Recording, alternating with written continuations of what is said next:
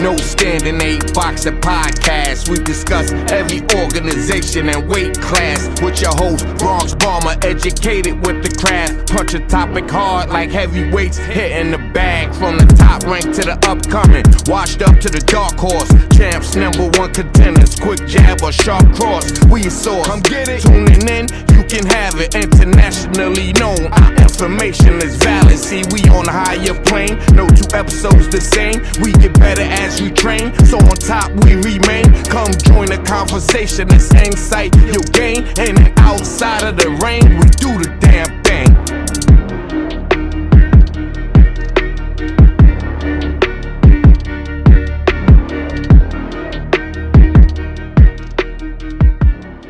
Fight fans, welcome to another edition of No Standing 8 Boxing Talk, brought to you, powered by NewYorkFights.com. And today I got a very special guest with me, the highly talented, by way of Arecibo, Puerto Rico, now out of Orlando, Florida, Nestor Bravo, 21-0, 15 KOs. On February 25th, he's going to make his first defense of the WBO-NABO junior welterweight title against Jair Valtierra. So today we got him. He's going to talk to us a little bit about his career and that fight. Nestor, how you doing today? Hey, how you doing? I'm doing good, thank God. First of all, I want to thank you, Jacob, and everybody for having me here, and giving me the opportunity to speak to the people, and just blessed. I feel good and I feel ready. Man, I'll tell you, man, thank you for the opportunity, bro. And you look good, man. You look like you're ready to fight right now, man. So tell me about this training. Definitely. How you feel? I feel great. We just closed out our sparring sessions. We did over a maximum amount of rounds with really talented fighters. I feel amazing, close to the weight, everything. We do everything wisely. So just ready to put on a show the 25th of February. And most definitely, I can tell you one thing: I am defending my title, and it's gonna stay here in Florida and in Puerto Rico. That's right. That's right. And for the folks that perhaps may not know about you, can you tell us a little bit of something about your beginnings, your life? How you started boxing, your family dynamics, all that. Puerto Ricans, every Puerto Rican, they love boxing, baseball, all the types of sports. So I was this kind of kid that used to fight every day in school. That was me. I would fight every day.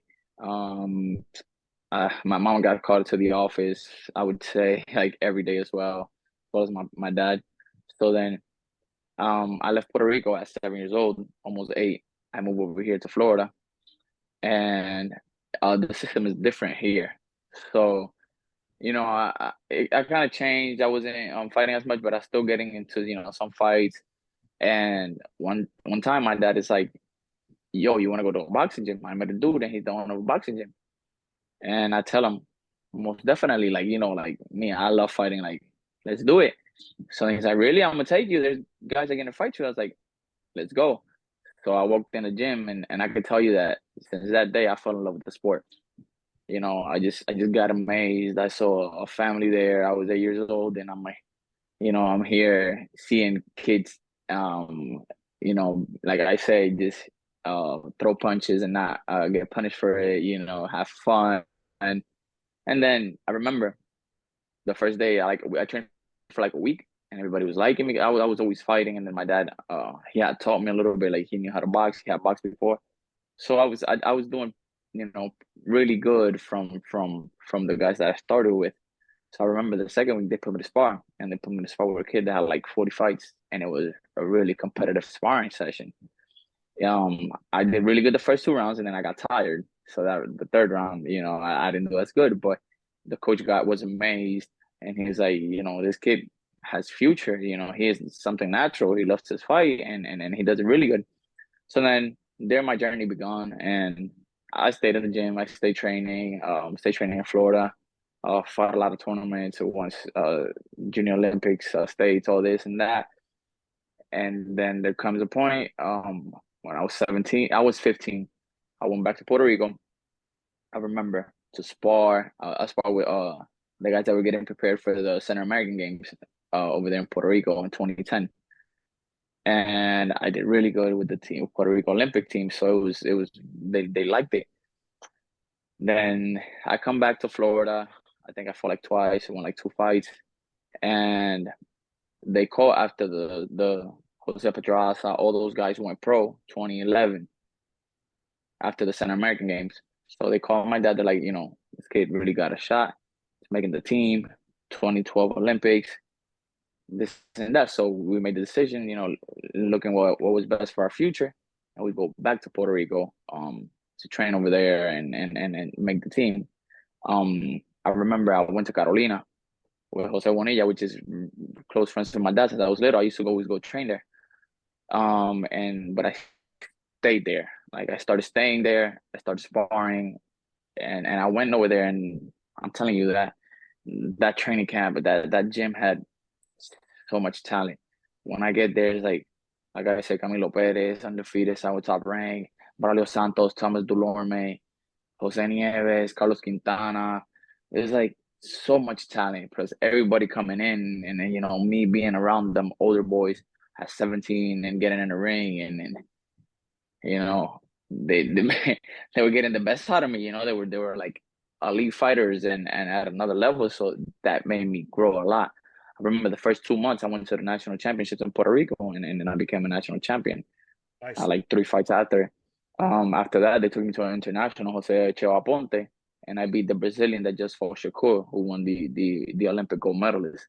So I beat him. So then that's when, everything got really good. The team, like, they're like, all right, Nestor Bravo is the guy to watch out for. Then comes, I don't remember, I went to Trinidad and Tobago, and then I won gold there. I remember I fought Michael Alexander, one guy. He did really good for their team as well. And that fight, it was like March or April, and I had a hairline fracture on my ankle. So then there comes a dispute where it was with Felix Verdejo, who was in the team and whatever. So we had to fight to see which one was number one again. And then so everything went from there. My ankle injury. So they sent him to the qualifiers, and then he won gold, and he qualified to the Olympics in London. That was 2012. So then, it was a point that I was like, all right, I was kind of, I was sad, as it's obvious, but you can't, there's things you can't control. God knows best. So I just kept training. I went to another national championships. Then I went to Dominican Republic with the team. I flew out with the team a couple times. Got a bronze medal at the Independence Cup. Got another gold medal in another tournament. You got some good experience. And then there comes the WSB. They did the World Series of Boxing. So it was late 2014. They sent me a contract. They wanted me for the Puerto Rico Hurricanes. I thought about doing it. I was, but then when we saw what we were gonna get, plus how the pay, how it was gonna be, it was like, you're fighting 5 rounds. You're basically fighting pro. You're not, advancing as a pro. You're fighting really good fights, really tough fights with which guys mostly, you had already fought them, because I already fought the Brazilian, the Guatemalan, the Cuba. I have fought all of them, but it's like 5 rounds, no headgears. And to be honest, it kind of like, the way it was done, it didn't make that much sense. Right. Monetary wise, but you're gonna get tough fights with. I was like 19, 18 or 19, and then getting tough fights with, man, like pro fights, and not really getting paid. You know what I'm saying? It's like, Exactly. So then we made the decision. I sat down with my team. My dad is my manager. And then they were doing a fight with Manny Rodriguez. And Manny Rodriguez from Puerto Rico, he was gonna be the main event in my city where I'm at. So my dad is real friends with his manager and promoter. So they said in contact, like, how about we put Nestor Bravo on that card, and then we just debut him. And he was like, oh, definitely. You guys are from here. It's gonna be a sellout. It's gonna be really good. So then 2015, February 21st, we made the decision, and thank God we went pro, and we got our first round knockout in our first pro fight. So that's basically where it went. And then from there on, just kept fighting, and thank God here we are, 21-0 with 15 knockouts, and climbing up the ranks to fight for a potential world title, hopefully the end of this year, probably 2024. Exactly, man. So listen, you started your pro career 8 years ago, and you have been Almost a year ago. almost 8 years ago. You have been on a 21 fight win streak. with 15 KOs. Uh, in that trajectory, for those folks that may have not seen you fight, describe yourself to our readers. What kind of fighter do you think you are? Well, everybody knows me. Everybody sees when they're gonna see Nestor Bravo, they're gonna see an action fight. You know, I love to fight. It's like I can box because um, there's something we always got. I could have a plan A, plan B, plan C. I could do. I basically feel like I could do everything in the ring. Mhm. But just in me, I love to fight. I love to fight. We're gonna stand there. We're gonna trade, and then we're gonna see. Who's stronger or who's smarter. I Yeah. could outbox you. Definitely, if I have to, I will do it. But everybody that's seen me fight knows it's gonna be an action-packed fight, cause I believe that. Yeah, man. All right, yeah, you win, you hit, and you not get hit. Definitely. But Right. And you can fight, sometimes, man. sometimes you gotta stand there and trade. Yeah, you could. I see that, man. When I see you fight, I know you like to trade. I know you like to rough your fighters up too, man. Yeah, So you got that dog fight in you. So definitely. listen, for a guy that likes to fight, man, and you can see it when you get in the ring. And since 2019, you've only fought 3 times, man. Why is that? Remember, 2019, it was a year that I fought like 3 times, and it Yep. was looking good. But then COVID hit, and so in Puerto Rico, boxing was stuck. When COVID hit in Puerto Rico, there was barely no boxing. Then we were we were talking about PBC, and we are doing things, and then I got called with like 3 weeks because one of their shows for I was supposed to fight another guy that they had in, I think it was October 20 something, and then they called me like September 3rd or something because they kept changing dates because everybody was testing positive to COVID. That's right. So I was training, then they changed my fight to another 8 weeks. So then my trainer was like, take a couple of weeks off because we're gonna go, overtraining. So because they changed my fight dates got changed. I promise you, when the COVID situation happened, like more than 4 times. So it was something crazy. But hey, you gotta understand what the world's going through. So then they called me with like 3 weeks. I remember I had taken 2 weeks off just to try to take a notch down, and then we were gonna start training camp again for 8 weeks, for like October 20th or something like that. So then they called me. I remember Jose Pedraza calls me. He had a fight, and he's like, "Hey, Bravo, you guys training?" And I was like, "I'm maintaining." I was in a good training camp. Then they changed my fight. So this week, 2 weeks, I'm just been running and just shadow boxing, just trying to like take it down a notch, so then pick it back up later. And then he's like, he had a fight, if I'm not mistaken, Molina, the Mexican, the tall Mexican. I gotta check, but I think it was him. So he's like, can we get some work? I'm like, definitely, my doors are always open, and you guys have always been there for me. I've done over 100 rounds with him, so let's do it. So I remember that Saturday I went over there to spar with him. I sparred with him, everything went away. Then next day, I go home. It's a Sunday. I went to visit my family, and then Monday, Pedraza's like, "Can we come Tuesday?" And I was like, "Of course, let's do it." Yeah. So we went Tuesday. Got like, I don't remember if it was 8 or 10 rounds that day. So we did some good sparring sessions that day, and then that night they call me, "Hey, Bravo." I'm like, "Hey, how you doing?" Like, "Oh, your show got canceled. The main event was gonna be a big name. They tested positive for COVID." I'm like, "Ah, don't tell me that again." So it's like, when are we rescheduled? It's like, "Now we got another show. We could put you main event. It's in 3 weeks." And it was on a Wednesday, and I just sparred Tuesday, I remember.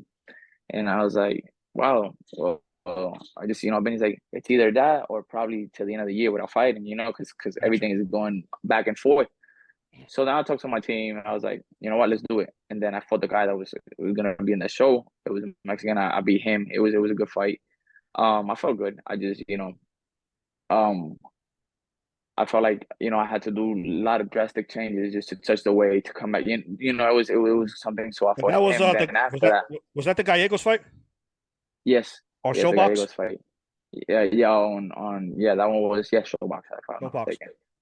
So that fight, it was like, I had to touch weight, and then it was something like when COVID hit, bro. Like, it was crazy. Like, you could not go anywhere, nobody there, nobody. I couldn't eat. My family, like, it was crazy. Like, they Crazy. would knock on my door and leave you like a little wrap to eat after Wayne's or something, because you couldn't be with nobody. Like, it was something like Good. So, well, thank God we got that victory. Then after that, 2 fights fell through, 2 big fights, and I understand the sport. I really do. It's like, I'm the type of fighter that I won't say, and I don't call out no names or anything, or, oh, he didn't fight me.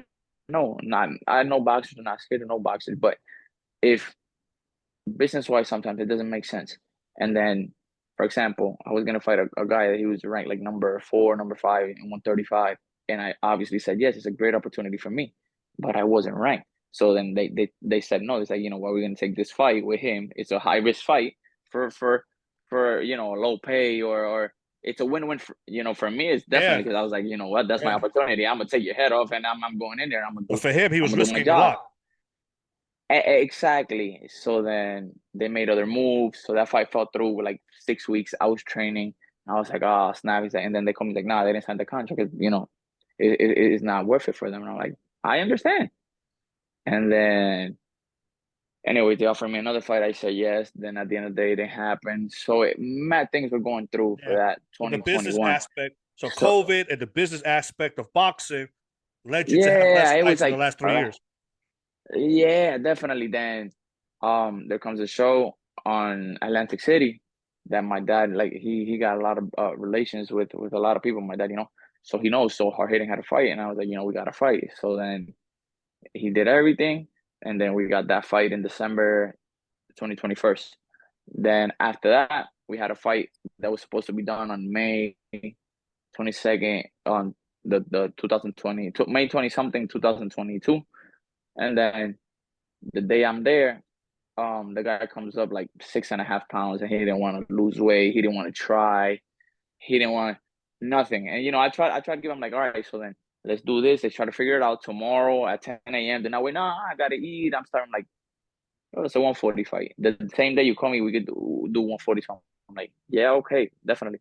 Then they call me late saying, okay, and the Waynes, can he go 144? I was like, damn. I talked to my dad. I'm like, yo, I'm over here giving pounds. I'm over here, I may wait. I'm a responsible guy, and it's not easy. I'm 5'10", to make weight either. So it's like, you know what, let's do it. And he comes in at 46 and a half, 46.4. And then I told him, all right, you got to lose something. I don't know, like, they don't want to lose weight. So then that fight fell through, you know, the day of the weigh-in. So that kind of like, helped me a little bit. And then, like I said, it was August, which it was supposed to, with the promotion company, we were gonna fight, but then they had another fighter too, and they was like, it makes for them, it made no sense to put us both, because we were both Puerto Rican. So kind of like they thought that we're gonna have the same audience, kind of, sort of, so they want to put him on one card and me on the other one. So I said okay. So they pushed me back to October. And then on the October 15th, I remember I went to Puerto Rico to get good work, because I get quality work over there. I call every 140, 147, and like, yo, let's get some work. I'm going over there, definitely. And I went to get some good work, and they called me. I remember I was gonna fight October 15th, and they're like, "Oh, Bravo, something opened up," and I'm like, "What happened?" I gotta fight. I tell him, don't scare me. He's like, "Nah, can we push it back 11 days and you fight for the WBO and ABO title and the convention?" And I was like, "For real?" And he's like, "Yeah, in Puerto Rico." I was like, "Oh, definitely." Like, I was like, I prayed on it. I was like, let me talk to my family, to my team. I prayed on it, talked about it, and it was a goal, definitely. And then, you're gonna get ranked. Just, wait a little bit, 10 more days, 11 more days, and get it going. So then, thank God we did this move, and I became the NABO champion. And now you're gonna make your first defense of that title. Tell us about your opponent, man. What do you know about this guy? I mean, I saw a little bit of him. Like, everybody knows Mexicans come to fight. You're gonna fight a Mexican. They come to fight. Puerto Rico versus Mexico is a great rivalry.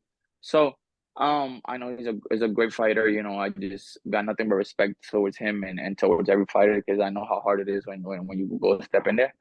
But at the end of the day, ain't nobody's taking away from me what I've sacrificed so much. That's right. This is me. This is my job, and I'm ready to do it. Like I say, I'm sorry, but this is my work. This is my job. This is what I gotta do. That's right. You know. We've been talking about extensively about your pro career, man. You're 8 years into this. You're 29 years old. Uh, do you feel that maybe you're a little atrasado in your career? Do you feel like you need to step on the gas and make a push to try to get a world title? I mean, no, because you look at it, look guys in their prime. Look right now, one of my stablemates, Subriel Matias. I think he's about to be 31. He's fighting for the world championship. It's just, it's just the way you look at it. I feel like I'm in my prime. Like I'm a man. Like I feel like some people hit their prime earlier, some do late. I just feel like I'm ready to take on whoever. It's like I'm 29. Let's say I get ranked by 30. I should have a world title shot. Because I'll be hopefully in the first 5 or 6 soon. So then probably another defense, and then when they vacate my title or something, because I'm in the WBO. So you know how everything is moving. Josh Taylor has it, so he fights Teofimo, see what happens, or that's what they're saying. See what happens. Then he says he want to move up to 47. So it's a mix and match. I know my opportunity is gonna get there, and trust me, when it gets here, I'm not gonna waste it. I'm gonna ask this question, and I want you to be as honest as possible with that, which I believe you are. You are 21-0, 15 KOs, outstanding amateur pedigree, great work amongst some of the best boxers. You just named one of your stablemates. How did Nestor Bravo get lost in the mix of Puerto Rican fighters? Why is your name not mentioned up there with the Edgar Berlangas and Xander Zaya? Where's Nestor Like Bravo in all this mix? You're naming it. It all comes to promotion. You're naming it and being totally honest. Mm-hmm. I got to where I'm at. Should your name be up there with those folks? Of course, definitely. You ask any of them about Nestor Bravo, they know who I am. They know what fighter I am. They're special fighters, definitely, but they know I'm a special fighter as well. Like humbling, saying, because I'm not a cocky guy. I'm not that type of person. But I got to where I'm at because God is with me, and I work hard, and we've done this little by little with no promotional companies, no nothing. Now we got an agreement. My dad has an agreement with the people we are. So now we're going towards the right path. You know what I'm saying? Everything is going fluently the way we're looking at it. But, we were 20-0, just saying like with my manager and Nestor Bravo and, God by our side. That's it. It's not like we got no big promotional companies. We fought on them and we've gotten some good contracts, but we felt it was not what we were looking for at the moment. So, hey, thank God I'm blessed. We could keep doing it our way. Let's keep doing it our way. My dad's there. He's been with me since, and he backs me up 100%. So it's like, we've been doing it our way. And now, like I say, we thought it's time we needed to make that step up, get to that next level. We're going to need, obviously, somebody to help us out, and then that's what we're doing, and thank God we're going the right way. Okay. Yeah, so with that being said, what does 2023 look like? How many times do you plan on fight? What's that fight that in your mind, what's your team saying? What's that fight that's going to elevate your career, and who are you signing with? I mean, to be honest, this fight, like I said, I take it one at a time. I don't take nothing away from nobody. So people overlook fighters. You can't overlook no fighter because everybody got two hands and everybody's willing to leave it all on the line. Like I say, I look at it one fight at a time. Like I say, hopefully, after this fight, we'll be ranked, lower in the rankings, and then we'll go from there because everything changes. Like I'll be seeing the rankings every moment, every month, and everything changes. Like all of a sudden, the guy that was number 2 is already number 8 or number 9. So let's say I'm in the first 5, anybody below me, let's do it, or anybody, ranked. Okay. I'm not picking or choosing or dodging. Just I want to get that world title fight, and then after that, I'm telling you, I'm not gonna waste it. I've been waiting for this so long, and I feel like it's my moment now. So when it gets there, I'm gonna leave my heart there, and I'm gonna bring that world title back to Puerto Rico. All right. Well, there you have it, folks. Nestor Bravo. Thank you. Mas Bravo, representando a Puerto Rico, Orlando, and all the fight fans that support him. Nestor, what do you want to tell your fans for this coming fight? What do you want to tell them, the fans that support you? ¿Qué le quiere decir a los fanáticos y a todo el mundo que te apoya en este momento? I'm gonna say it in English and then in Spanish. Well, every fan that's watching me, that loves watching me fight, tune in February 25th. We're gonna put a heck of a show. We're more than ready. Like I said, everybody that knows me knows that Team Bravo is more than ready, and we're truly blessed. So if you can, go and see it through CBS Sports or come here live at the Caribe Royale with the main event. So we should be entering about 10:30. So we're going to put on a show, and God bless you guys. I'm going to say in Spanish now. Toda mi gente de Puerto Rico, vienen mucho, aquí de Florida. Sigan apoyándome. Saben que Team Bravo tiene mucho que dar. El que me conoce sabe el tipo de caballero que soy, lo serio que tomo mi trabajo. Y nada, el 25 de febrero esperen un gran espectáculo de Nestor Bravo, CBS Sports o en vivo en el Caribe Royale, Team Bravo. Ahí lo tiene mi gente, Nestor Bravo, yo. Bravo. Yes, sir. Check him out, man. February 25th is going to be a banger, man, and we're going to look for some good things for 2023. Hey, Nestor, thank you for giving me New York Fights the opportunity to interview you. I wish you all the best. I'll be watching next Friday. We'll be rooting for you. And I wish you all the best for 2023. Many blessings, man. Thank you. Thank you. Appreciate you. Thank you for the opportunity. God bless. No Standing 8 Boxer Podcast. We discuss every organization and weight class with your host.